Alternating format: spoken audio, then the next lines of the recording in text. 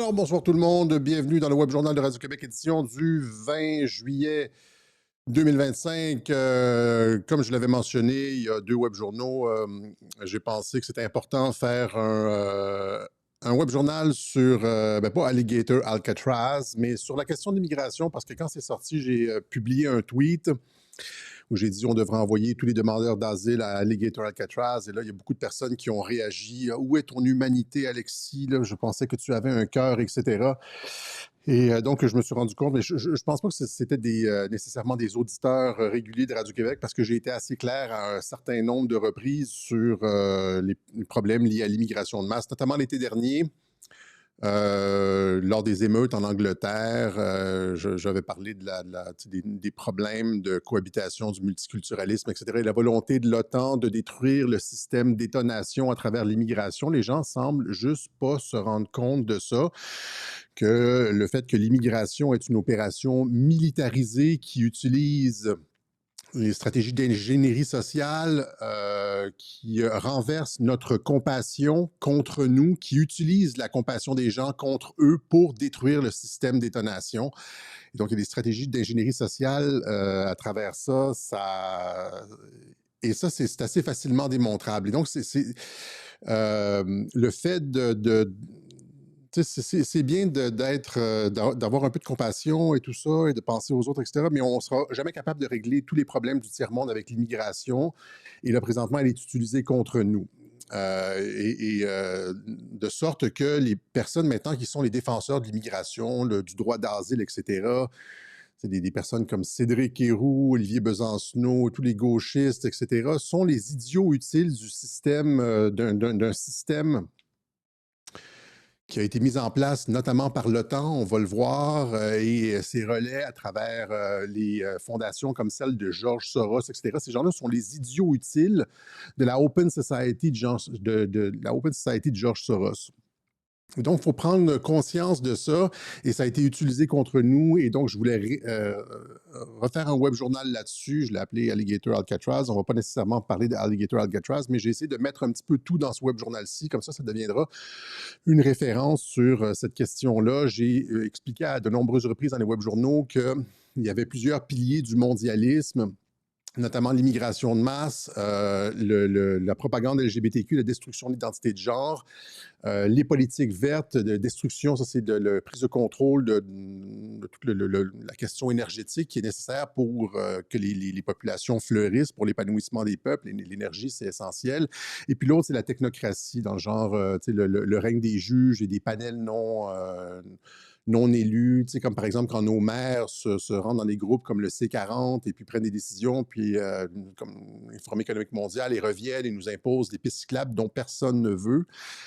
C'est la technocratie. Donc, la technocratie, les politiques vertes pour la prise de contrôle énergétique, les politiques LGBTQ, la propagande LGBTQ, la destruction de l'identité de genre et l'immigration.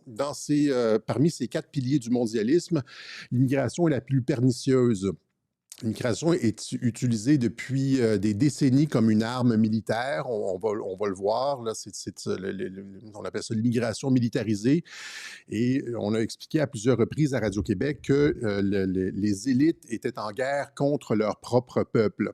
Hein, c'était ça. Et c'est d'ailleurs ce que dit George Soros dans un article qu'il a publié à la Open Society Foundation en 1993, alors que l'Union soviétique venait de tomber. Il dit, étant donné que l'OTAN n'a plus d'ennemis extérieurs, n'a plus vraiment d'ennemis extérieurs, il doit faire advenir le nouvel ordre mondial. L'article s'appelle l'OTAN et le nouvel ordre mondial. Là, on va aller le voir. Il doit faire advenir le nouvel ordre mondial en transformant les sociétés à l'intérieur, c'est-à-dire les sociétés de l'OTAN. Et il y a eu des relais par la suite, différentes politiques qui ont donné naissance à des politiques. Et là, ça se retrouve. Et puis là, maintenant, en fait, il y a beaucoup de choses. Je vais parler de... C'est complexe, le problème de l'immigration. Mais avant de comprendre ça, pour comprendre le concept qui est avancé par George Soros de Open Society, il aurait fallu que je fasse un web journal sur la psychanalyse et le parricide, c'est-à-dire le meurtre du père, de la figure du père dans la société occidentale, surtout depuis mai 68, la critique du père, de la masculinité, etc. Parce que la masculinité est beaucoup plus liée, Je parlais plus tôt cette semaine avec Nathalie Lavoie de masculinité sacrée, etc. La masculinité est beaucoup plus liée au nom. Tu sais, en tout cas, en psychanalyse, là, le nom, N-O-M, du père, c'est-à-dire, et le non, c'est-à-dire l'autorité qui dit non. Et on a tué ça dans la société occidentale dans les années 60 et on est devenu une société permissive. Et la fondation, la Open Society, Open Society Foundation de George Soros prend le relais de ça. On passe de la société jouissive, permissive, à la société complètement ouverte qui n'a plus de frontières, etc. Et l'OTAN est devenu le bras armé de cette politique-là qui commence avec la psychanalyse, l'école de Francfort, qui identifie, encore une fois, les racines sont énormes, hein, c'est-à-dire que si tu veux faire advenir la révolution, il faut que tu prennes la longue marche à travers les institutions, il faut que tu prennes le contrôle de l'école, il faut que tu prennes le contrôle de l'Église, il faut que tu détruises la famille, il faut que... Et donc, les révolutionnaires mondiaux se sont attelés à cette tâche-là, puisque la Première Guerre mondiale n'a pas donné de résultats sur la lutte des classes, ils se sont dit, on va cibler tous les éléments de la civilisation occidentale, puis on va les infiltrer, puis on va les détruire de l'intérieur. C'est ça qu'on voit beaucoup, beaucoup. Donc ça, c'est l'école de Francfort. Puis après ça, donc ça a donné naissance à des mouvements comme Mai 68. Herbert Marcuse, d'ailleurs, était à Paris, un des théoriciens de l'école, le théoricien principal de l'école de Francfort, était à Paris lors des émeutes de mai 68. Et par la suite, tu as des gens qui ont pris le relais de ça. Il y a eu... en tout cas, c'est compliqué, le fait de coopter ces gens-là dans les universités américaines, prendre le contrôle des universités américaines, détruire, c'est ça, tout ce qui est comme masculin, autoritaire, toujours présenté dans les films comme quelque chose de violent et par la suite, des relais à travers la Open Society Foundation de George Soros et l'OTAN qui a mis ça en application. Donc, il y a des racines très, très, très, très longues de ce mouvement d'ingénierie sociale. Et aujourd'hui, les personnes qui, encore une fois, défendent, je comprends bien ce que vous voulez dire quand vous dites, là, ah, tu n'as pas de cœur, Alexis, etc. Mais là, on est à un moment où est-ce qu'on est, on est sur le seuil de la catastrophe à l'intérieur des civilisations des différentes sociétés occidentales, et c'est le temps de faire preuve de fermeté. Et c'est ce qu'on voit avec l'arrivée de Donald Trump. Il y a cette espèce de, comment dire, de renversement de la tendance. Il ne peut pas tout faire, il ne peut pas arrêter instantanément l'immigration. De toute façon, aux États-Unis, ils ont une histoire particulière avec l'immigration, mais on voit la volonté, notamment, d'envoyer un signal, notamment un signal dissuasif. D'ailleurs, leurs chiffres d'entrée à la frontière sont pratiquement négatifs. Et avec des concepts comme Alligator, Alcatraz, l'idée, c'est d'envoyer un signal puis pour dissuader les personnes avant qu'ils essayent de traverser la frontière. C'est-à-dire, il faut envoyer un signal avant que les gens embarquent dans le bateau, vous comprenez?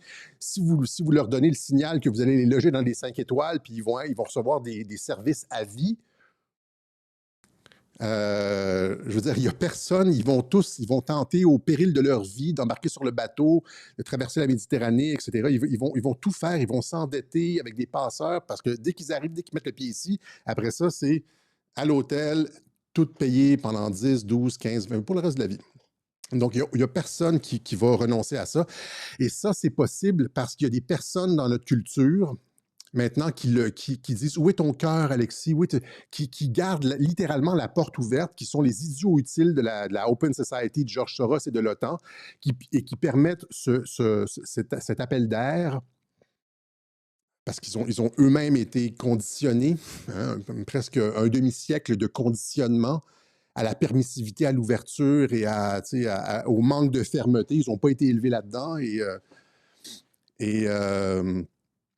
sans se rendre compte que l'objectif, c'est la destruction de la civilisation occidentale. Sans se rendre compte. Et donc, à un moment donné, il faut prendre conscience de ça et dire non. Et c'est pour ça que je fais ce web journal-là, même si beaucoup d'entre vous êtes exactement sur la même longueur d'onde que Radio-Québec sur ces questions-là. J'espère que ce web journal-là fera école, comme on dit.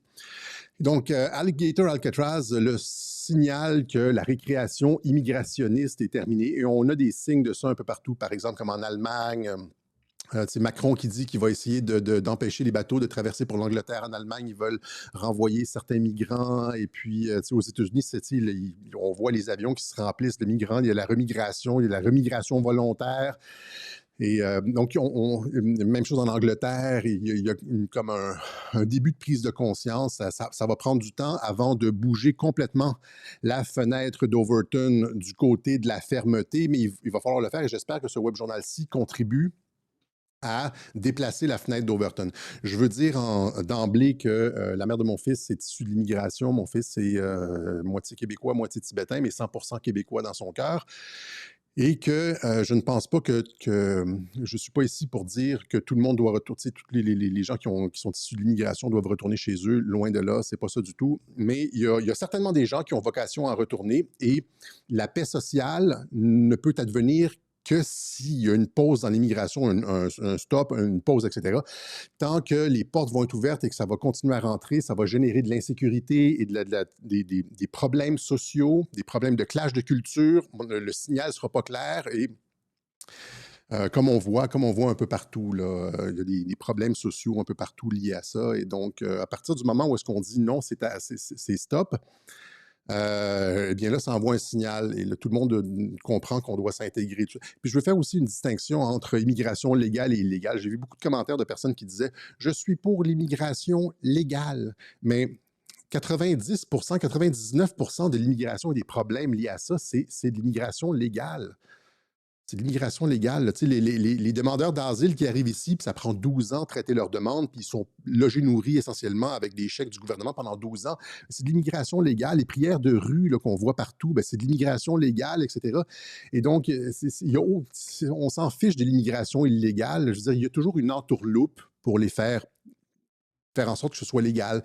Comme le chemin Roxham, c'était une entourloupe pour que ce soit pas, c'était pas légal, mais c'était pas illégal non plus. Là, ils étaient des migrants non documentés. Puis, fait que le problème est essentiellement au niveau qu'on absorbe actuellement. Le problème est avec l'immigration légale. Et c'est à ça qu'il faut mettre un terme. L'immigration légale, en tout cas, réduire de minimum 90%.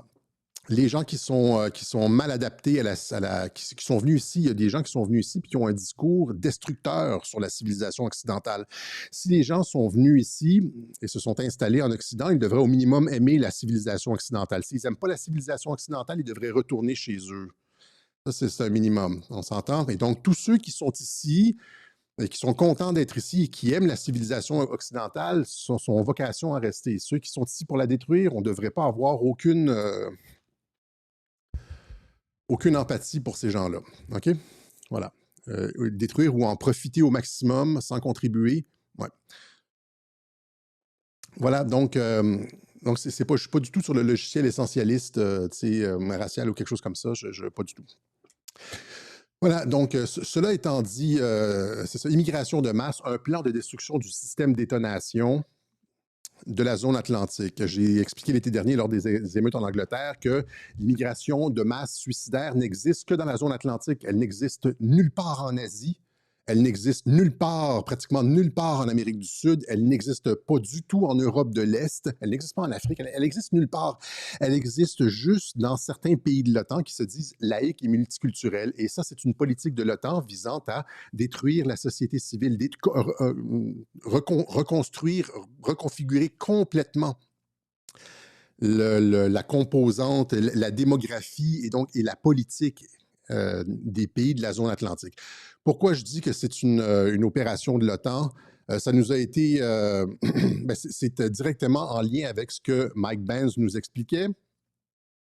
Ça a été expliqué, ça a été dit par George Soros, ça a été expliqué notamment par le général, j'en avais parlé l'été dernier, le général Wesley Clark, qui était le commandant suprême de l'OTAN lors des frappes contre la Yougoslavie en 1999. Et là, j'ai assisté à cette conférence de presse sur CNN où Wesley Clark dit on ne prend plus les nations homogènes. Maintenant, on s'en va vers des États multiculturels pour le 21e siècle. Et donc, c'était une politique officielle de l'OTAN.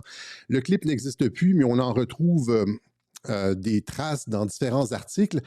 Vous avez ici, donc, l'objectif stratégique. L'immigration forcée est un objectif militaire stratégique, OK? Multiethnicité forcée des pays de l'OTAN. Vous l'avez ici dans un article de The Guardian, où il dit « Il n'y a pas de place dans l'Europe moderne pour des États ethniquement purs ». Ça, tu vois, ça, c'est juste une partie de la citation parce que ce que dit le général, vous l'avez ici sur le Southern Poverty Law Center, le site web du Southern Poverty Law Center, qui est un groupe d'extrême gauche qui flague des personnes à droite, extrême droite, etc. Là, bon, fait partie de la nébuleuse des trucs d'extrême gauche là, qui participe à l'ingénierie sociale visant à garder les portes ouvertes et faire en sorte qu'on soit noyé par la démographie, par les 4 piliers du mondialisme, comme j'expliquais. Donc, la citation exacte au complet, c'est « Il n'y a pas de place dans l'Europe moderne pour des États ethniquement purs. C'est une idée du 19e siècle et nous essayons de la faire évoluer vers le 21e siècle et nous allons y parvenir avec des États multiethniques. » Donc, il vous explique exactement la volonté de l'OTAN ici de détruire la cohésion ethno-culturelle des États et par la force, parce que c'est ça qu'ils ont fait en Serbie, par la force, ils ont forcé le Kosovo, ils ont empêché les Serbes de conserver le Kosovo et donc... et l'objectif est de faire évoluer l'Europe vers un 21e siècle multiethnique, multiculturel. OK? Donc, vous l'avez ici. Objectif stratégique. Vous avez le texte de George Soros ici. Ça, c'était en 1999, Wesley Clark. OK? C'est incroyable qu'on puisse avoir, parce que normalement, on n'a pas les stratégies de l'OTAN. Hein? On a des documents qui nous sont relatés par Mike Benz, et tout ce que Mike Benz a dit prend tout son sens sur le fait que l'OTAN se retourne contre les mouvements populistes, nationalistes, etc., se mêle des élections et ça prend tout son sens qu'on comprend la doctrine de Wesley Clark ici, la doctrine qui est énumérée annoncée par Wesley Clark. Là, c'est des documents internes là, de l'OTAN. Là, il a comme échappé ça, puis on est capable de... Mais tout ça, bien avant cette déclaration de Wesley Clark, il y avait ce texte de George Soros vers un nouvel ordre mondial, l'avenir de l'OTAN, où il dit essentiellement, l'OTAN a le potentiel de servir, lui, c'est le défenseur de la société ouverte, le George Soros, ça s'appelle comme ça, sa fondation, Open Society Foundation. Pour l'immigration, il finance d'ailleurs l'immigration de masse. George Soros a investi 500 millions de dollars pour aider les réfugiés, etc., etc.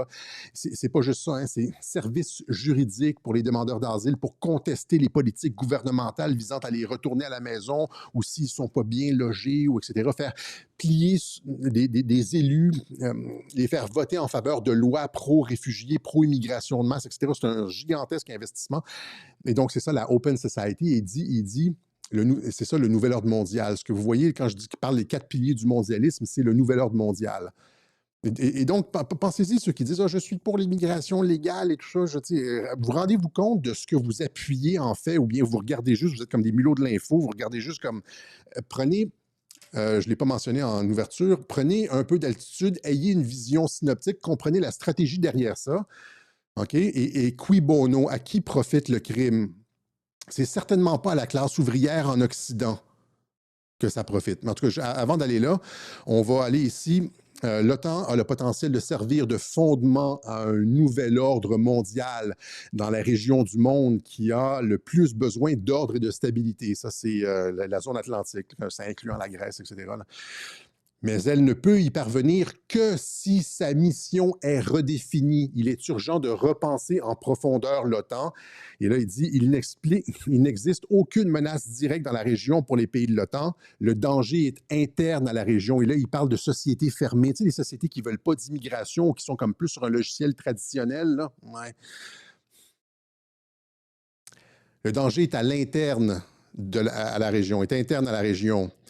Si l'OTAN a une mission, c'est de projeter sa puissance et son influence dans la région de l'OTAN Atlantique, etc. Et cette mission se définit mieux en termes de société ouverte et fermée. Et donc, l'OTAN, selon George Soros, a la vocation de créer des sociétés ouvertes. Et là, vous avez Wesley Clark qui dit exactement ça. 6 ans plus tard, ils font la guerre au Kosovo pour imposer une société ouverte au Kosovo. Et après ça, ça a été comme... On a eu des années et des années de ça, d'ouverture forcée des sociétés avec la propagande qui a embarqué, etc., à tous les niveaux. Puis là, on est rendu aujourd'hui où est-ce que Trump se bat contre ça, essentiellement. Là. Mais si vous cherchez, en fait, migration militarisée, il y a beaucoup de... Mais pas beaucoup, mais il y a quand même pas mal de sources. Et c'est ce qui est utilisé présentement, weaponized migration, migration militarisée. Encore une fois, on dit les élites sont en guerre contre les peuples à l'intérieur de la zone OTAN et utilisent les migrations contre les peuples. Je suis pour l'immigration légale, tu n'as pas de cœur, Alexis, etc. Vous êtes juste les complices, ceux qui disent ça. Mais je ne veux pas dire les complices inconscients d'un système qui vise à détruire l'État-nation occidentale. Je veux pas, il y a des personnes de bon cœur là-dedans, je ne veux pas être trop cynique, mais pensez-y bien, là, réévaluez vos... Donc, migration militarisée, les réfugiés comme armes, est un terme utilisé pour décrire un gouvernement hostile organisant ou menaçant d'organiser un afflux soudain de réfugiés dans un pays. Puis là, maintenant, c'est nos gouvernements qui organisent des migrations hostiles à l'intérieur de nos pays. C'est exactement ça, parce que l'ennemi est intérieur. Je l'ai expliqué durant la COVID, que l'ennemi est intérieur. Regardez ce que nos gouvernements nous ont fait durant la COVID. L'ennemi est intérieur. Ces gouvernements-là sont en guerre contre les peuples à l'intérieur avec le support logistique de l'OTAN. C'est le propos de Mike Benz. On a expliqué ça. Ceux qui écoutent souvent Radio-Québec comprennent la problématique. Et donc, le pays responsable ou parfois un acteur non étatique comme la Open Society Foundation qui finance les bateaux, là, c'est comme avec plein d'ONG, etc., cherche généralement à obtenir des concessions du pays ciblé et atteindre un objectif politique, militaire ou économique. Vous avez des textes là-dessus à l'Académie navale aux États-Unis, Naval Institute of National Archives, Weapons of Mass Migration, Forced Displacement as an Instrument of Coercion. Encore une fois, l'immigration, les déplacements de population comme outil de coercition. Ça a été utilisé, entre autres, notamment, je pense, par Hitler lors de la Deuxième Guerre mondiale, lorsque les Stukas plongeaient en piqué avec les sirènes, ils faisaient peur à la population. Ça faisait en sorte que les gens quittaient les villes et encombraient les routes, ce qui rendait difficile la logistique militaire, le ravitaillement des troupes, etc., parce que les routes étaient remplies de civils, puis les gens fuyaient les villes, etc. Donc, c'est pas nouveau, ça, mais il dit, encore une fois ici, tu vois, vous voyez, coercitive engineered migration are those cross-borders population movements that are deliberately created. Donc, ce sont l'immigration militarisée ou ingénierée, ce sont ces flux transfrontaliers qui sont organisés de façon délibérée afin de produire un avantage économique, militaire ou politique de l'État ciblé. Vous avez plein de trucs là-dessus. En tout cas, si vous cherchez, il y a un livre aussi, si ça vous intéresse, si vous voulez avoir Weapons of Mass Migration de Kelly Greenhill, arme de l'immigration de masse comme une arme. Elle a fait des conférences aussi sur YouTube.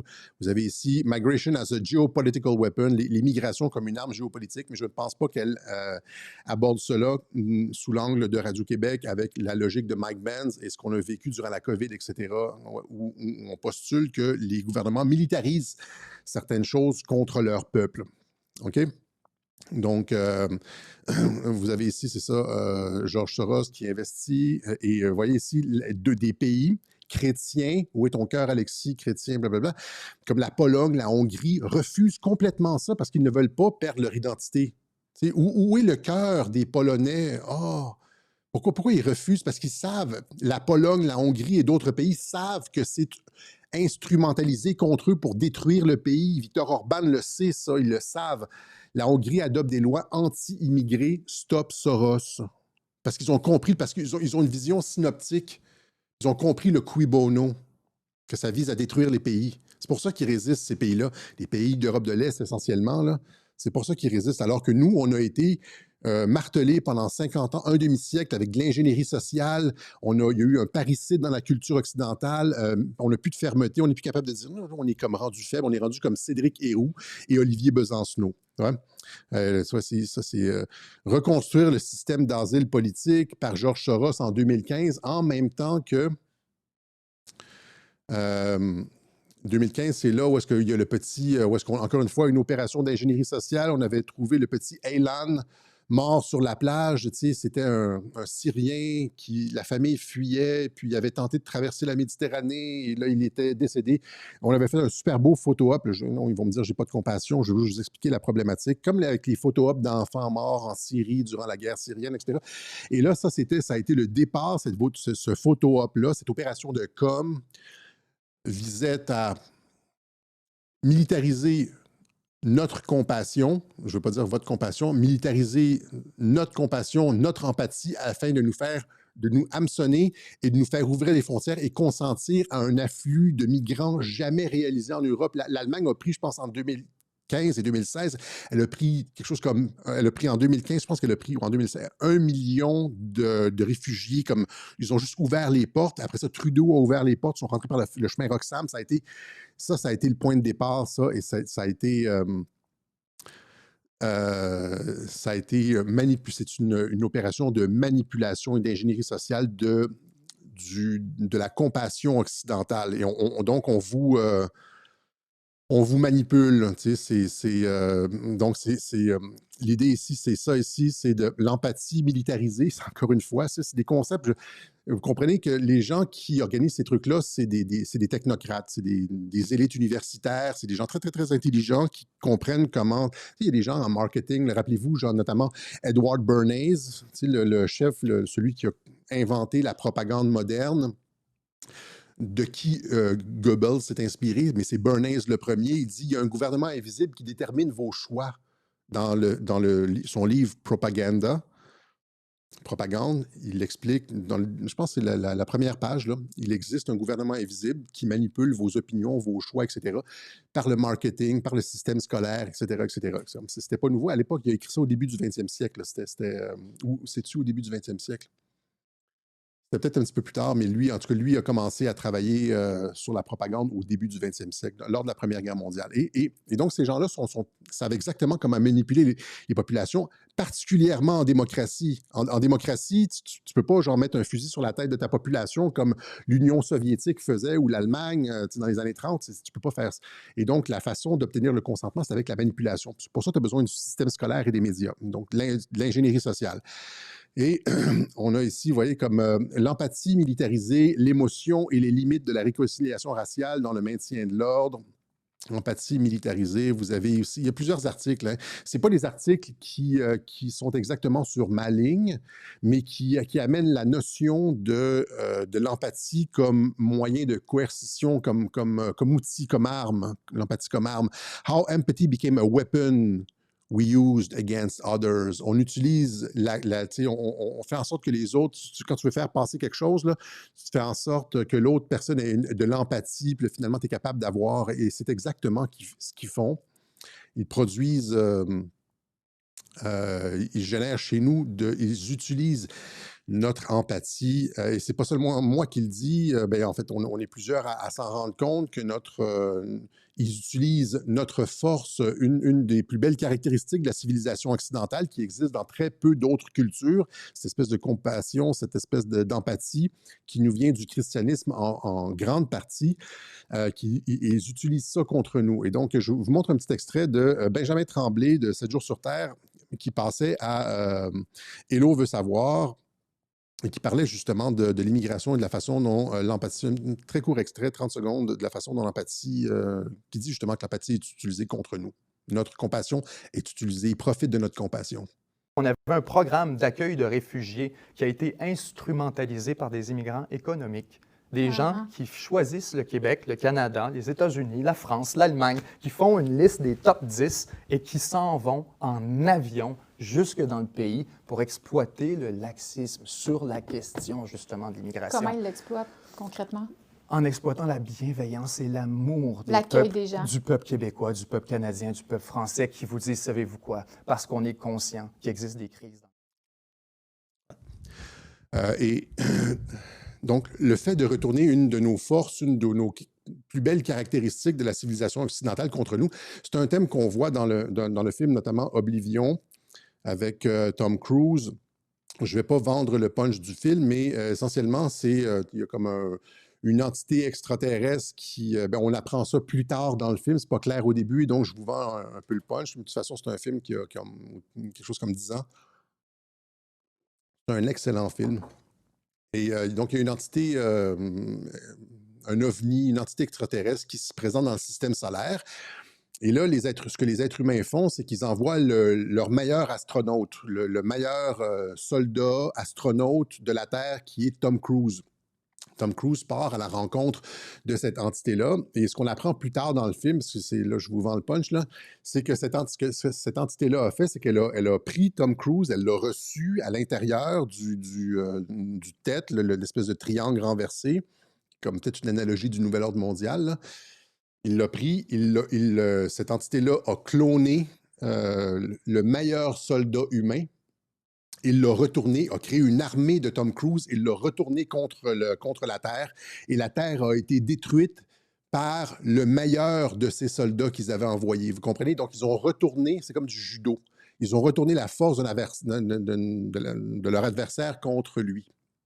Et c'est exactement ce que les mondialistes font en exploitant notre compassion. Ils utilisent notre force contre nous, une caractéristique de la société occidentale contre nous. À partir du moment où est-ce qu'on comprend que ça fait un demi-siècle d'ingénierie sociale qu'on nous prépare à ça, qu'on nous fait baisser nos barrières, notre fermeté, notre capacité de dire non, puis qu'on nous dit qu'on est raciste et qu'on utilise ça contre nous pour détruire le système d'État-nation, il faudrait à un moment donné comprendre la game et arrêter d'embarquer dans le jeu de oh Alexis, où est ton cœur, etc. Ayez une vision stratégique, encore une fois. Et regardez ce que l'immigration cause. C'est légal aussi en termes de cohésion sociale, en termes de coûts économiques, etc., etc. Et donc, c'est ça, on nous a dit, par exemple, on nous a vendu ça à coup d'ingénierie sociale, de la diversité et notre force, etc., etc. Mass migration is the weapon of choice of social engineers. Ça, c'est un article sur Substack que je vous recommande, où est-ce qu'on parle justement de l'immigration de masse comme processus d'ingénierie sociale, notamment en Angleterre. Très intéressant. Donc, on nous dit, ouais, ben, il y a toujours l'argument économique, mais ça fait des décennies que les gens disent que, au contraire, ça coûte extrêmement cher, l'immigration. Il y a des études qui sont faites là-dessus, notamment, j'en avais déjà mentionné, je l'avais déjà mentionné ici, l'Institut Fraser au Canada avait produit des Effects of Mass Migration on Canadian Living Standards and Society, les effets de l'immigration de masse sur la qualité de vie des Canadiens, etc. Et les médias en avaient parlé de cette étude. Les immigrants sont légaux et illégaux. Parce qu'un immigrant légal, là, il faut lui apprendre le français, il faut... il y a des structures d'intégration, au début, il n'y a pas de job, on l'aide, etc. Il y a plein de... Il y a différentes catégories d'immigrants, là, ils ne sont pas tous comme ça. On comprend qu'il y a des gens ici qui sont arrivés, qui n'avaient rien, puis qui sont partis de zéro, puis qui ont tout construit. Oui, il y a plein de super beaux cas d'intégration. J'en rencontre à tous les jours. J'habite à Montréal. C'est pas ça. Mais là, encore une fois, on a une vision d'ensemble. Et sur l'ensemble, c'est un fardeau fiscal, surtout les dernières vagues d'immigration depuis 2015. Surtout depuis 2015. Hein? Les immigrants sont un fardeau fiscal de 20 milliards de dollars, et ça, c'était en 2013. Ça doit être au minimum le double présentement, c'est-à-dire que la dette canadienne pourrait être réglée si on arrêtait essentiellement, on finance l'immigration avec de la dette. C'était ça. C'est ça, là, parce que la dette, c'est 40 milliards au Canada là, pour cette année, c'est 40 milliards. 2023-2024, 40 milliards. Eh bien, c'est ça, c'est essentiellement ça. S'il y avait zéro migration, on aurait zéro dette. Puis ça, c'est sans compter l'aide internationale de 12 milliards. Comment on peut envoyer de l'aide internationale Alors on prend la carte de crédit, puis on emprunte sur les marchés internationaux pour envoyer de l'argent au fucking Burkina Faso pour un opéra transgenre. Là, c'est comme, imaginez à quel point tout le système est complètement ridicule, mais tout ça procède d'une même volonté de la société ouverte. Hein, de la société ouverte, George Soros, etc. C'est tout le même logiciel. À partir du moment où est-ce qu'on a compris ça, ben, il faut comme agir en conséquence. Hein.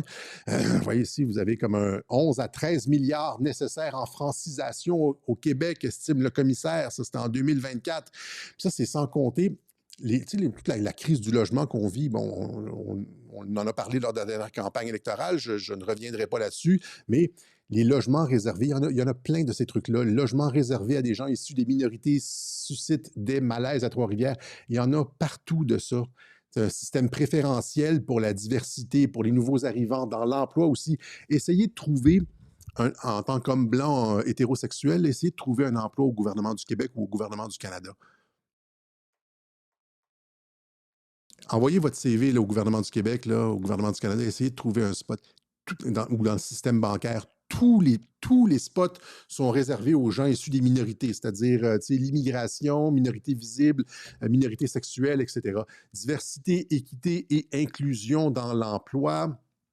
Aide financière à l'embauche des personnes immigrantes issues des minorités visibles. Ça, c'est le gouvernement du Québec. C'est de ce mois-ci, ça.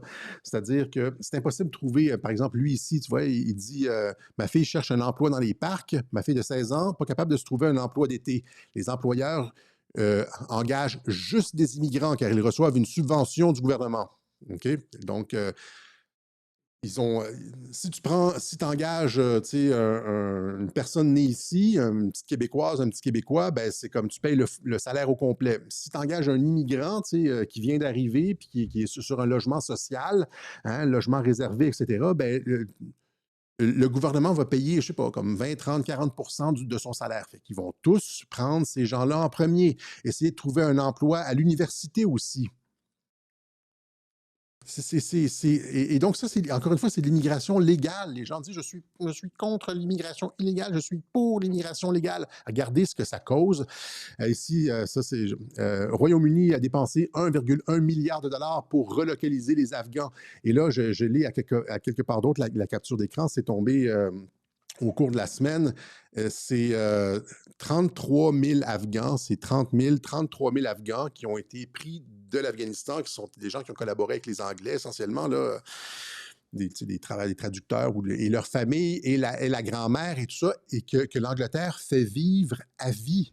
C'est le scandale là, de cette semaine. Là, vous sortirez les captures d'écran. On vient d'apprendre, c'est le Sun,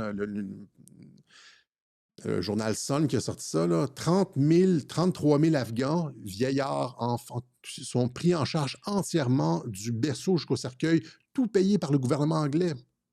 Combien ça coûte ça? Ça, c'est juste une communauté, c'est les Afghans. Après ça, mais les Irakiens, les Syriens, c'est une fortune que ça nous coûte. Ça, c'est de l'immigration légale. Donc, il y a 12 ans, c'était 20 milliards, c'est beaucoup plus maintenant. Ça, c'était avant le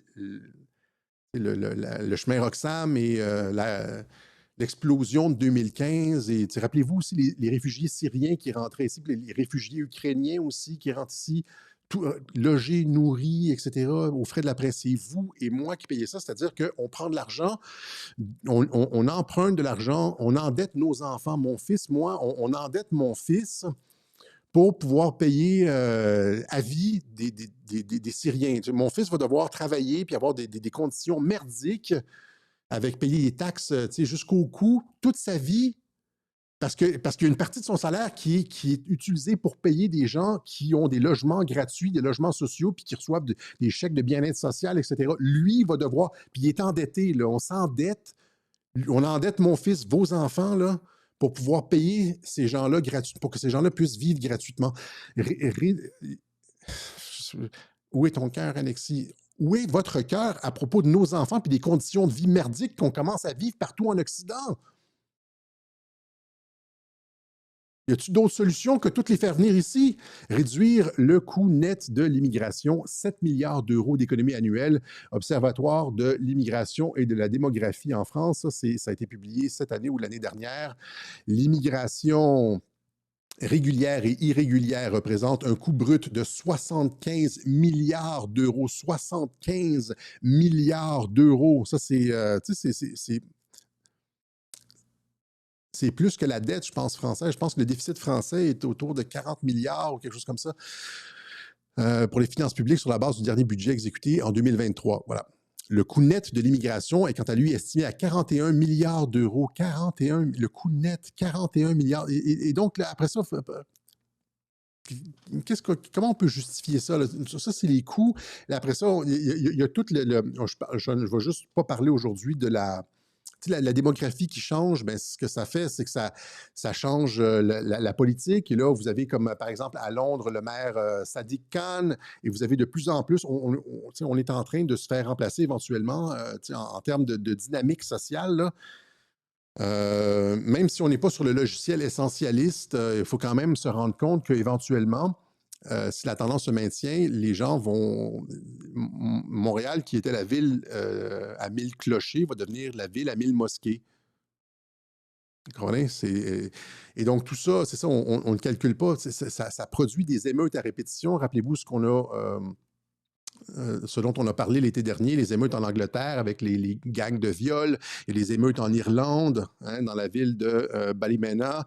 Rappelez-vous comme et c'est caché, tout ça est caché et réduit par les médias, toujours en train de dire que c'est de l'extrême droite qui se préoccupe de ça, etc. C'est pas monsieur et madame tout le monde qui est écœuré, non, c'est toujours des fachos. Là. C'est comme, c'est pas la vieille qui se fait voler son sac, les gens qui changent de quartier, qui sont plus capables, leur édifice, c'est comme une culture complètement différente. Ils sont en France, puis c'est comme, tu sais, ils se sentent plus du tout chez eux parce que les gens vivent comme au bled en France et donc les gens déménagent, ça crée des quartiers.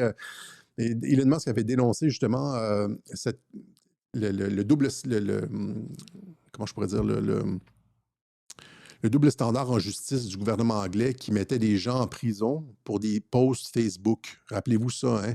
Et donc, pour forcer la diversité, on est obligé de créer des lois draconiennes avec un État draconien, un État de surveillance et une police qui n'arrête plus les criminels, mais qui ne fait que surveiller les réseaux sociaux pour voir si vous n'êtes pas d'accord avec l'immigration. C'est la même chose en Allemagne, c'est la même chose en Angleterre, et c'est ce qui est dénoncé par l'administration Trump quand ils disent que l'Europe est en train de devenir tyrannique. C'est ce que Marco Rubio a dit quand Elon Musk le pointe, etc. L'Europe est en train de devenir tyrannique, il n'y a plus de liberté d'expression, etc. Ben c'est ça, c'est parce qu'on essaie de forcer l'immigration. Même si ça ne marche pas, on essaie quand même de forcer. C'est comme, c'est du gavage d'oie, là. Et il y a des émeutes partout, émeutes racistes. Ah, c'est raciste, hein? Les gens n'en peuvent juste plus d'un certain nombre d'incivilités et tout. Je ne vous montrerai pas les vidéos, je ne ferai pas l'odieux de passer toutes les vidéos de ces millions de vidéos d'immigrants qui défèquent sur la place publique, qui battent et qui harcèlent les filles, etc. On va juste rester sur le logiciel un peu raciste. Je vous épargnerai de vous prendre par les émotions trop. Émeute raciste en Espagne, du fait divers à la récupération donc c'est en Espagne aussi. Communauté marocaine appelle au calme après les affrontements anti-migrants dans une ville espagnole. Même chose en Suède en 2022. De plus en plus de phénomènes où est-ce qu'on brûle le Coran. Rappelez-vous ce que ça fait en Suède, ça fait des no-go zones, des zones où est-ce que la police suédoise n'y va même plus. Ils ont pris des migrants, ils ont créé des villes avec juste... Puis la police suédoise n'a même plus accès à une soixantaine de no-go zones en Suède. C'est de l'immigration légale, les gars, là. Je suis pour l'immigration légale. C'est de l'immigration légale. Hein? Ça, c'est sans compter les crimes. C'est parce qu'on ne recense pas les crimes. Là, je veux dire, est-ce que je vais là? C'est pas pour rien en France qu'ils ont enlevé complètement la question de l'origine ethnique dans les crimes. Hein? Mais si on regarde, par exemple, en Allemagne, vous avez des Algériens, Marocains, Africains, généralement, c'est massivement surreprésenté par rapport à la moyenne de l'allemand moyen. Même chose ici, c'est ça. Oui, c'est ça. En Allemagne, encore une fois, suspect dans les crimes. Nord-africains, par 1000, c'est 113 Nord-africains versus 18 Allemands, Syriens, Irakiens, etc. Donc, affrontements, c'est ça, il y a des affrontements partout en France. Rappelez-vous les émeutes. En France, c'est pas juste la population locale, ben, je veux dire, disons les Français de souche qui se rebellent, etc., c'est les quartiers populaires, les zones sensibles. Tu sais, il y a des notes de la DGSE qui disaient qu'on ne pouvait plus, il y avait un potentiel de fragmentation et de guerre civile, de fragmentation sociale et de guerre civile, parce que c'est ça que la diversité crée. Ça crée des zones de gens qui veulent vivre et qui veulent vivre comme ils l'entendent, qui ne reconnaissent, qui sont de plus en plus aliénés face à la société. Pensez notamment genre aux émeutes à Los Angeles. Là, c'est comme les gens, les Latinos qui sont là disent ça faisait partie du Mexique avant, c'est à nous ça, Los Gringos, c'est à vous de partir les gringos. T'sais? Donc, c'est ça, les statistiques de crimes sont certaines communautés sont surreprésentées et ça crée des tensions partout.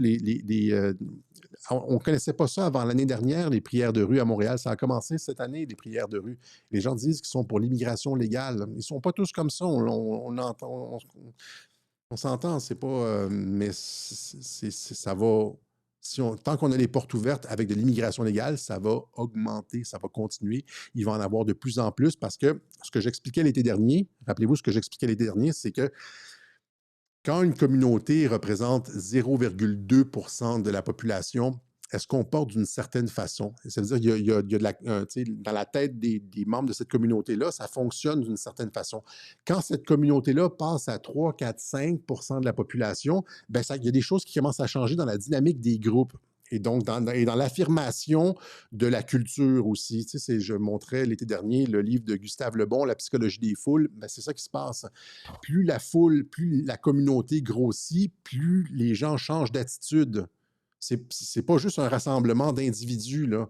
Et donc, une communauté qui est à 0,1 de la population totale et une communauté qui est à 10 ne se comporte pas du tout, les individus dans ces groupes ne se comportent pas du tout de la même façon. Okay? Donc, là,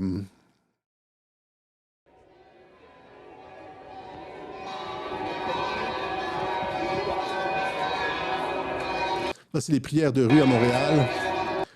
Ils se sont installés juste devant la basilique Notre-Dame. Tu sais, c'est une belle provocation. Ils s'installent juste devant une église chrétienne, la plus belle église à Montréal, la basilique Notre-Dame, et ils font leur prière de rue juste devant l'église de la basilique Notre-Dame. C'est toute de l'immigration légale, c'est toute de l'immigration légale. Et là, heureusement, l'église, la basilique a fait sonner les cloches durant leur prière. Ils bloquent le trafic et...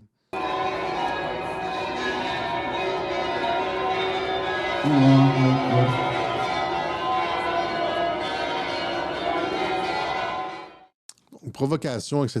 Et présentement, il n'y a pas de projet pour arrêter ça. Oh, je suis pour l'immigration légale. Ben, ça va juste, c'est ça. Légalement, on va passer de la ville de 1000 clochers à la ville à 1000 mosquées avec la laïcité et puis de façon totalement légale. Si vous n'avez pas compris le pattern, hein, où est ton cœur, Alexis? Ça nous coûte une fortune. On hypothèque l'avenir de nos enfants, etc. C'est juste mauvais à tous les niveaux. Regardez ça ici, l'immigration légale. Ça, c'est encore une fois, ça vient de sortir. On commence à prendre conscience. Ces articles-là n'étaient pas possibles auparavant.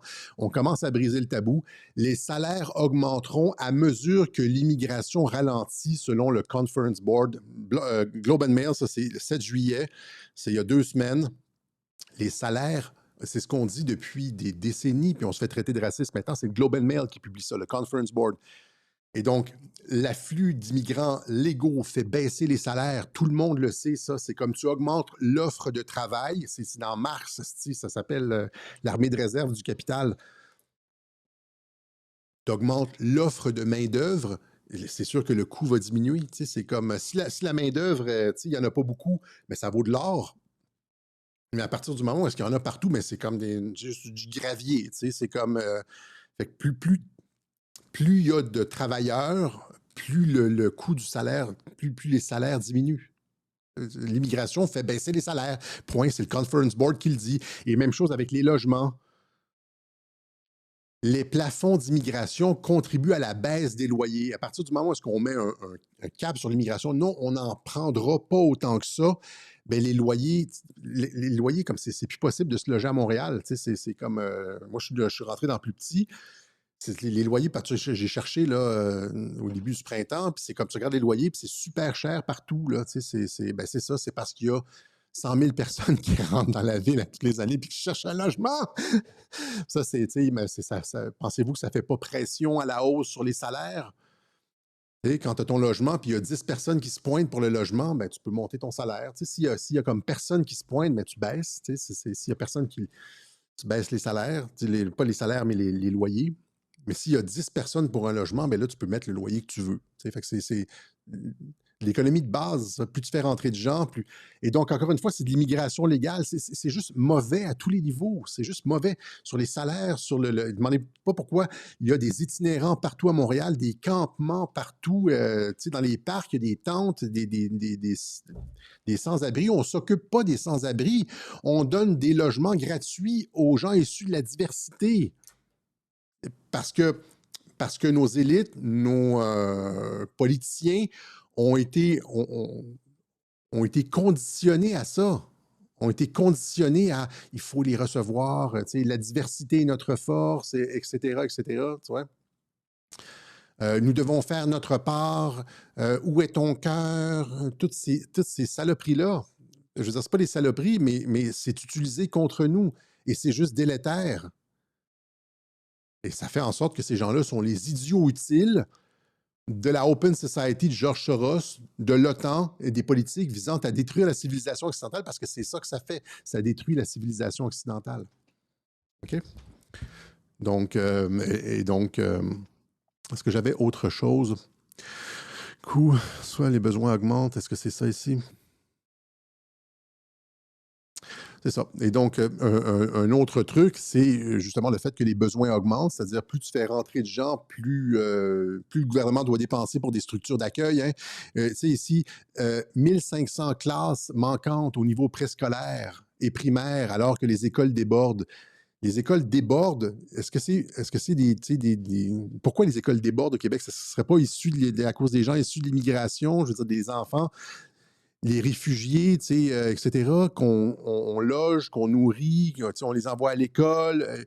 Et là, nos classes débordent, nos enfants ont une éducation de merde parce qu'on a reçu la planète, hein, qui remplit les classes. Et où est ton cœur? Ben oui, c'est ça, finalement. Ça fait que nos loyers augmentent, nos salaires diminuent, on a de moins en moins de services, la dette explose, on s'endette à partir de quel moment vous réalisez que c'est une arnaque, que c'est un piège, puis que c'est juste pas une bonne façon, puis on devrait être ferme, envoyer un signal comme Alligator Alcatraz, là, si vous venez au Québec, vous ne serez pas dans un 5 étoiles, si vous arrivez en France, vous ne serez pas logé nourri, et donc n'embarquez pas dans le bateau en commençant, parce que comme le dit Benjamin Tremblay, ce sont des migrants économiques qui viennent se stationner pour la plupart aux frais de la princesse.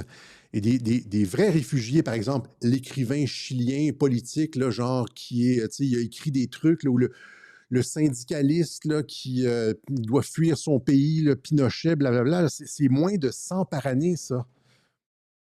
C'est pas 100 000, c'est 100 par année. Ça devrait être facile de savoir que chose un tel, là, je sais pas, comme whatever, là, Pedro Rodriguez Alvaro, là, c'est lui, c'est comme un... Et lui, ça, c'est un vrai réfugié politique. Mais là, maintenant, c'est n'importe quoi. C'est genre, oh, ma famille n'aime pas le fait que je suis d'orientation LGBTQ et donc je dois fuir mon pays. Ouais, mais tu pourrais rester chez vous et essayer de changer les mœurs, comme on l'a fait en Occident. Nous autres, on a fait un certain nombre de combats à l'intérieur de nos sociétés. On n'est pas allé se stationner ailleurs, aux frais de la princesse, en détend les populations locales. C'est juste inconcevable. Pénurie inabordabilité des investissements massifs en logements sociaux réclamés par les manifestants. Pourquoi ils demandent pourquoi ils disent qu'il y a une pénurie de logements sociaux et que c'est inabordable? C'est parce que tout d'un coup, il y a une espèce de baby-boom au Québec ou bien il y a comme d'autres facteurs démographiques. Fait que là, on doit investir en logement social. Il n'y a personne de ces groupes gauchistes-là qui va dire « Ouais, on a peut-être un problème d'immigration, là. Hein? » Ici, un Québécois sur 10 a recours à une banque alimentaire. Pourquoi on s'appauvrit comme ça? Hein? Pourquoi on s'appauvrit comme ça? Place en garderie, c'est ça, le vrai coût de la maternité. Là, tu as une hostie de tarte là, qui vient nous dire, elle ne va pas parler d'immigration, elle, là, tu sais, qu'il n'y a plus de place en garderie parce qu'il y a comme genre 100 000 immigrants qui arrivent avec leurs enfants ici puis qu'il faut les placer en garderie. On ne peut pas laisser les enfants de ceux qui font des demandes de réfugiés à la maison, là. Ils vont dans nos garderies, puis c'est payé par vous, par mois, des dizaines de milliers. C'est sans fin les coûts après ça. Comprenez-vous pourquoi l'Institut Fraser dit que ça coûte 20 milliards par année, puis ça c'était en 2013, c'est probablement le double. Puis là, je suis comme conservateur, on s'endette pour ça.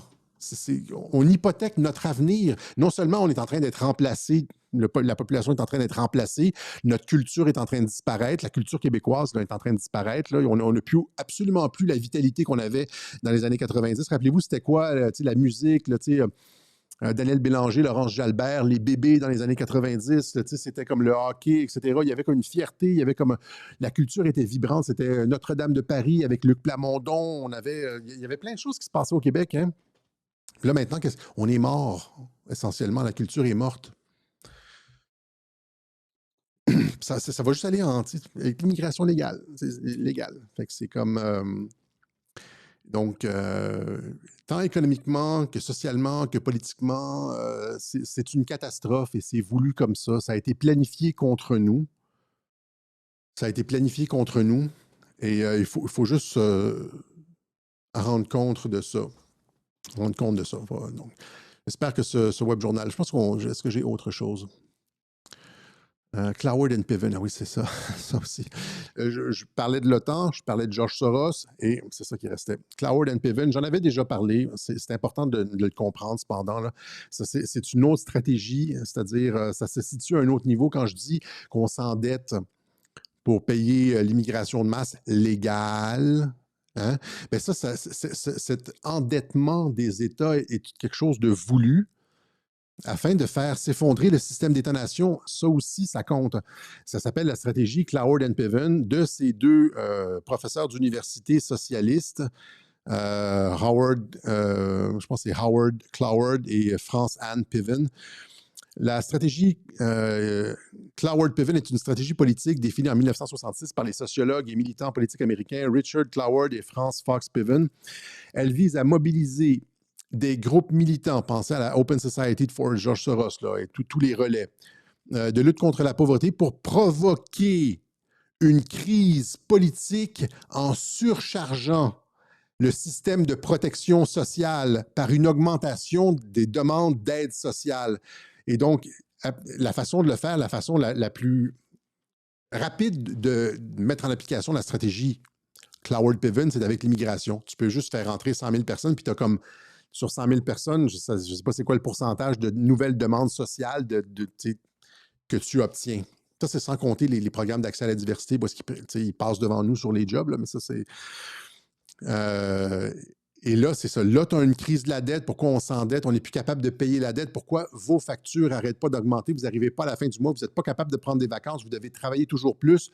Lucien Bouchard dit qu'on n'est pas capable, on n'est pas assez productif. Il faut travailler plus. Non, non! On pourrait être comme en Hongrie, le gouvernement pourrait être libre financièrement de dire, genre, tu sais, un enfant, moins 25 d'impôts, 2 enfants, tu payes 50 moins d'impôts, à 4 enfants, tu ne payes plus jamais, ça c'est pour les femmes, ne payes plus jamais d'impôts au gouvernement à vie.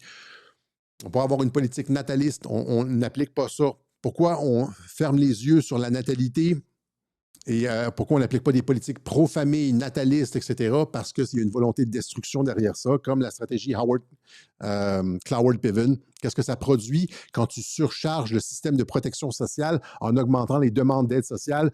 Il y a deux possibilités. Soit ça produit une augmentation des taxes et des impôts. Ben oui, il y a l'État maintenant doit s'occuper de plein de personnes. Il y a plein de dépenses d'aide sociale.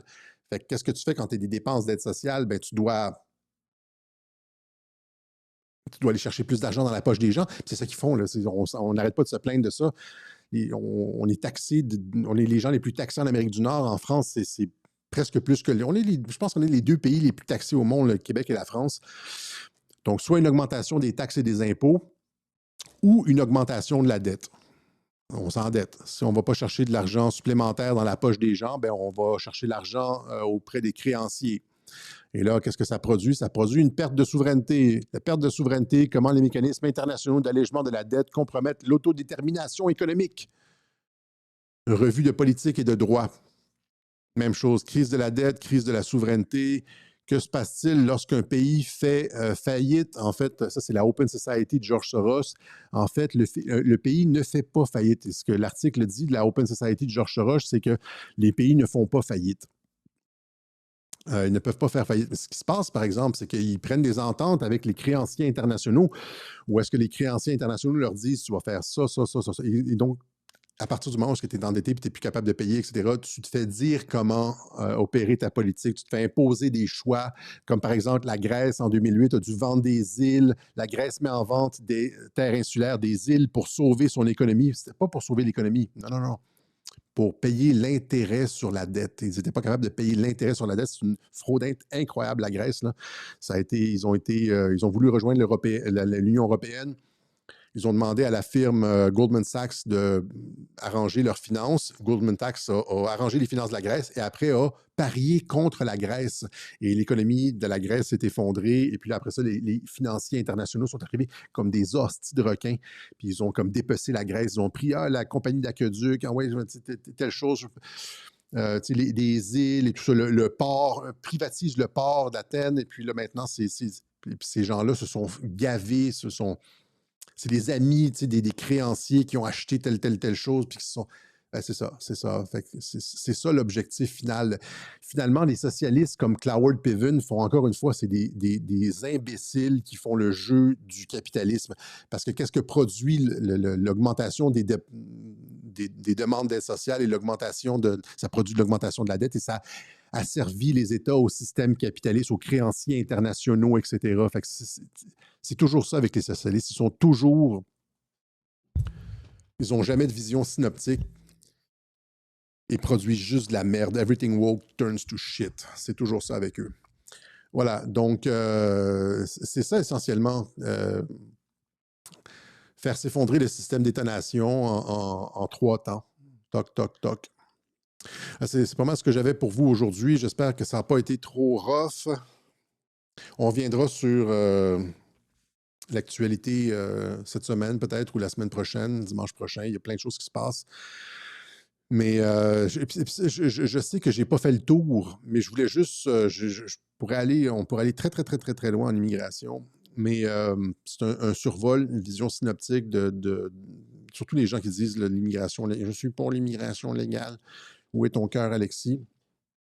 Donc, savoir qu'il y a une volonté derrière ça. C'est pas juste des gens qui sont pauvres qui arrivent ici et puis, compassion. La compassion, l'empathie est militarisée contre nous, et tout ça procède d'une volonté en haut lieu de détruire le système d'étonation qui commence avec l'école de Francfort et la révolution mondiale, le communisme, la révolution mondiale. C'est de là que l'origine, l'impulsion initiale.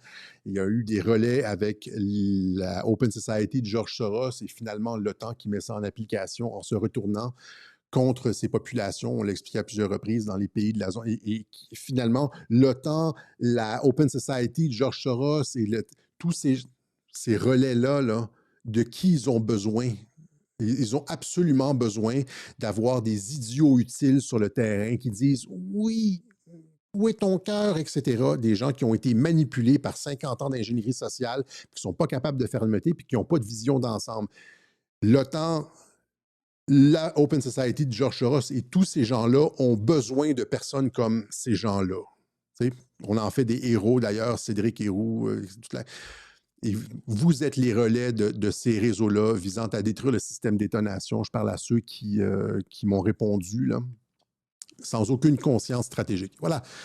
Je pense que c'est assez pour aujourd'hui. Je ne veux pas que ça ait l'air d'un règlement de compte non plus. Mais je dis ça amicalement, là. On est autour du feu, là. J'ai bloqué pas mal de monde, disons. J'étais comme, je voulais absolument que les gens prennent conscience d'un certain nombre de choses et du danger qui est derrière ça. OK? Tu sais, ça a l'air, tu sais, c'est comme tu sais, wolf in sheep's clothing, tu sais, c'est comme l'habit ne fait pas le moine dans l'immigration, tu vois, c'est comme, en tout cas, je vais vous laisser, on va remercier en premier, je vais vous laisser avant, je vais faire les remerciements et puis après ça, je vais vous laisser sur un clip que j'ai fait, mon premier clip télévisé avant, juste 2 semaines avant de commencer Radio-Québec, 2 semaines avant de commencer mes messages de Q. C'était au début, c'est peut-être 3 semaines ou peut-être un mois, 3 semaines. J'ai fait une entrevue avec Nomos TV, Alexandre Cormier-Denis, justement sur l'immigration, la diversité, etc., parce que c'était mon sujet doctoral. Le lien social était mon sujet doctoral, puis je n'ai pas abordé la question du lien social dans le Web Journal d'aujourd'hui. Et c'est un clip de 9 minutes. Et je pense qu'il est excellent. C'est ça qui m'a qui m'a donné le goût de faire d'autres clips, puis qui a fait en sorte que j'ai commencé finalement à faire. Après ça, après celui-là, c'est au mi-décembre 2017. Je suis tombé après ça sur les posts de Q, puis là, j'avais fait le vidéo, puis là, je me disais, je vais faire des vidéos, etc. Mais ça a été l'impulsion initiale. Puis il est quand même pas mal, le clip. Je cite des études. C'est moi, en tant qu'universitaire, en tant que chercheur sur le lien social, je fais 9 minutes avec Cormier-Denis sur la question de l'immigration, la diversité, etc. C'est excellent. Je pense que je vous invite à le regarder au complet. Mais entre-temps, je vais remercier les gens qui nous soutiennent. Même des fois, quand on a des propos controversés, etc., j'espère que ce qu'on a fait aujourd'hui sur l'immigration, ça vous donne une vision d'ensemble, une vision synoptique comme on a d'habitude à Radio-Québec, et que je n'ai pas été trop insupportable. Des fois, je m'emporte, hein, je suis humain comme tout le monde. C'est parce que les gens disaient son compte a été piraté. Ça ne ressemble pas à Alexis, tu sais, j'ai toujours l'air, je sais pas, me semble que je m'emporte des fois que je me semble que je suis humain et puis tu sais, j'étais clivant hein, en 2020, quand beaucoup de personnes m'ont connu, je marchais pas mes mots avec le gouvernement du Québec et ceux qui me préparaient, j'étais fâché. Et c'est normal d'être fâché quand on se fait avoir complètement. Et là, on se fait avoir avec l'immigration et on a raison d'être fâché. C'est pas du tout. Et donc, c'est normal d'être clivant. Trump est clivant, en passant, là. Trump est clivant. Tu peux pas changer les choses si t'es pas clivant, si t'es pas tranchant. Jésus était clivant, je ne me compare pas à ces deux bonhommes-là, mais si on veut changer les choses, il faut bousculer un peu, et puis quand on bouscule, on est clivant. Voilà, donc merci à ceux qui nous soutiennent. J'aurais dû le faire je dois toujours le faire en début du Web Journal, mais vous le savez. Et puis, l'été, c'est toujours plus difficile. Les gens sont en vacances. Et même si on a des vues, on a eu plusieurs vidéos là, depuis la guerre en Iran qui ont comme pas mal de vues sur X, mais ça ne se traduit pas en une augmentation similaire des soutiens. Donc, pensez à nous si vous avez l'occasion de le faire. Encore une fois, la liberté d'expression, ça vient avec une liberté économique. Quand on est pris au collet, on a peur de tout, on a peur de faire des erreurs. Et c'est comme ça qu'on contrôle beaucoup les gens, hein, comme ça. C'est-à-dire les gens ont peur de perdre leur emploi et donc s'auto-censurent. Mais alors que si on a des appuis, une liberté économique, au contraire, ça nous donne des ailes. Et merci à ceux qui le font, hein, les contributeurs de Radio-Québec. Je pense que les web journaux vont rester comme des archives hein, pour le futur. Et tous ceux qui disent Cossette se trompe tout le temps, etc., il a eu faux surtout. Ben, c'est des gens qui n'écoutent pas les web journaux, qui n'ont pas. Je reviendrai là-dessus. Là, éventuellement, je ferai peut-être mon bilan, puis on verra ce qu'il y en est exactement. Mais en tout cas, pour ceux qui veulent nous aider, Alexis Cossette-Trudel, casier postal 32017, Saint-André, Montréal-Québec, H2L 4Y5, ça c'est par la poste. Même les chèques en euros, hein, les chèques en euros doivent être faits à mon nom personnel parce que c'est comme ça que le compte en banque est produit. Mais les chèques canadiens, c'est au nom de la compagnie Radio-Québec par virement Interac. Il y a des gens qui le font, qui ont des virements réguliers, on le voit passer. Donc, PayPal aussi, on laisse toujours les références par carte de crédit sur le site Internet. Merci beaucoup. Encore une fois, on compétitionne avec les médias hein, pour l'information et on fait de la recherche approfondie, il me semble, puis ça a une valeur. Il me semble que ça a une valeur, ce qu'on fait. Là. C'est pas, je sais que sur Internet, l'habitude, c'est de prendre ça facile, puis c'est comme tout est comme un peu gratuit, etc. Mais dans le fond, c'est toujours du travail, puis c'est jamais vraiment gratuit. Les gens qui ne sont pas appuyés se découragent. Voilà. Donc, merci à tout le monde qui nous appuie. Et puis, si vous ne l'avez jamais fait, pensez à le faire. Pas de temps en temps, peut-être pas cette fois-ci, mais dans un mois, 6 mois. Voilà. Alors, je vous laisse là-dessus. Je vous laisse sur mon clip Alexis Cossette-Trudel, entrevue à Nomos TV. La diversité n'est pas notre force.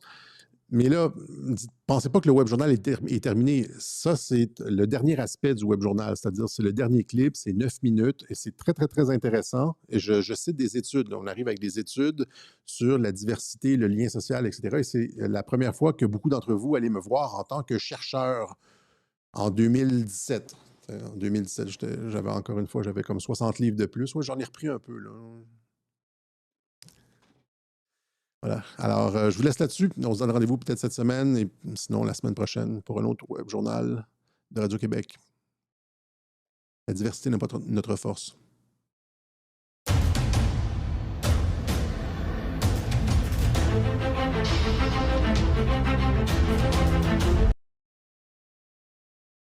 Denis, et je suis très content d'avoir avec moi Alexis Cossette-Trudel. Bonsoir. Bonsoir, Alexandre. Alexis, tu es en train de réaliser un doctorat en sémiologie sur la question de la diversité. Sur la question du lien social. D'accord. C'est ça. La diversité est une composante du lien social. Je regarde de quelle façon la diversité affecte le lien social.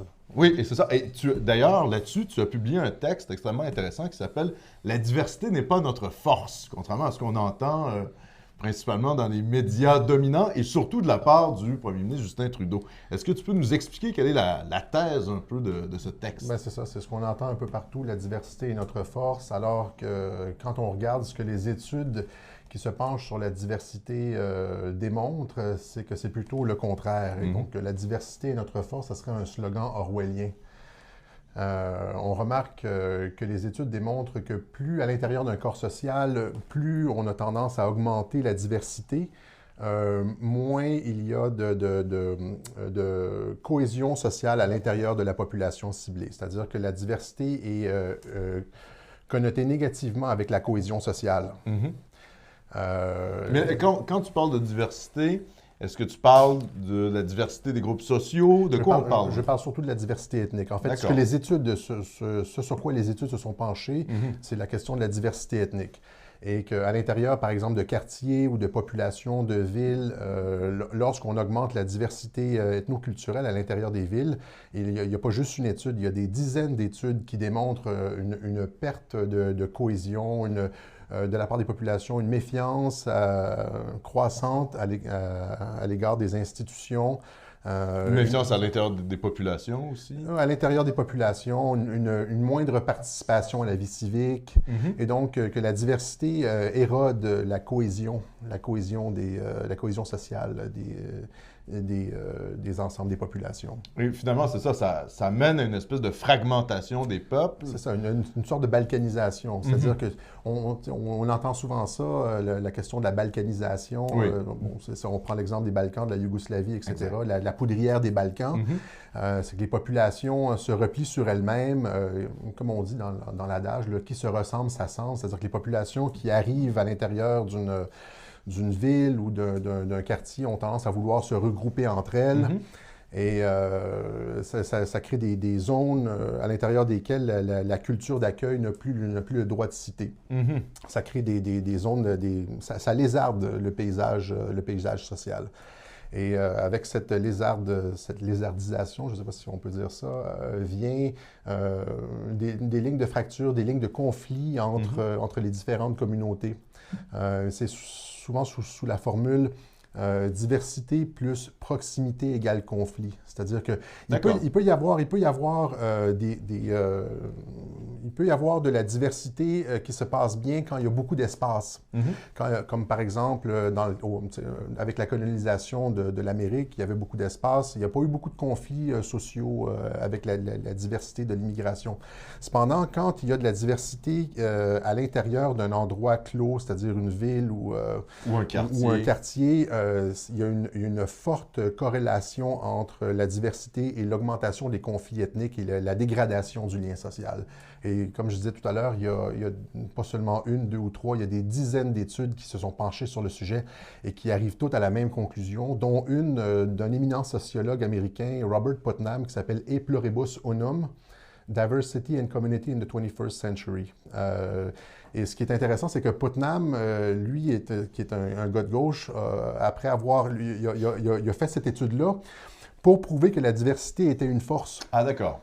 C'était son point de départ. C'était son objectif au départ. Et en faisant l'étude, il s'est rendu compte que c'était exactement le contraire, que la diversité créait de la méfiance et une érosion du lien social.